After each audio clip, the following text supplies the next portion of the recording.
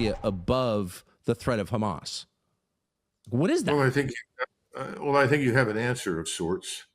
And it comes, interestingly enough, from Mrs. Machado. I don't know if she's married or not, so I call her Mrs. She may just be Miss Machado. She's the lady that just won the Nobel Peace Prize, and she's from Venezuela. And she said, if we're liberated by the U.S. armed forces and they remove Maduro, our first act will be to move the Venezuelan embassy to Jerusalem. What does that have to do with...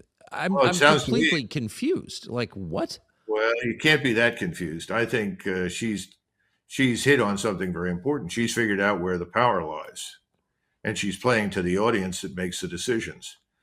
You're talking about this democracy business. We've always been a republic with limited democracy, but I think we can pretty much conclude that we're ruled now by a small group of extraordinarily wealthy people. Billionaire oligarchs. Those are the terms they use in Eastern Europe and places like Ukraine. Yeah. I think they're in charge. I think they're calling the shots.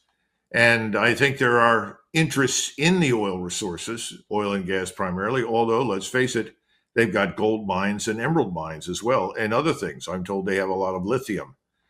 There may be a true interest in putting in a puppet government and finding a way to extract these resources, because right now, for the first time in 30 years, all the central banks beyond the borders of the United States around the world hold more gold than we do.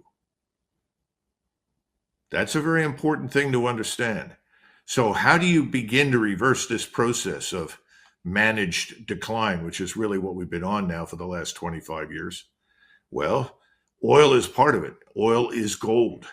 And even though the oil is exactly what you described, it's heavy oil, high sulfur content, requires a lot of refining.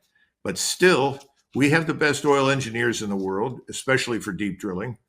It will probably, for the same amount of money we pay for 1 barrel of oil out of the ground in the United States, we can probably get 2 out of Venezuela. It's still not as good as Iran or Libya, where you could probably get 3 barrels out for what we spend to drill in the United States. But it doesn't look like we're going to get control of the Iranian oil fields. And I think we've bullied the Emirates and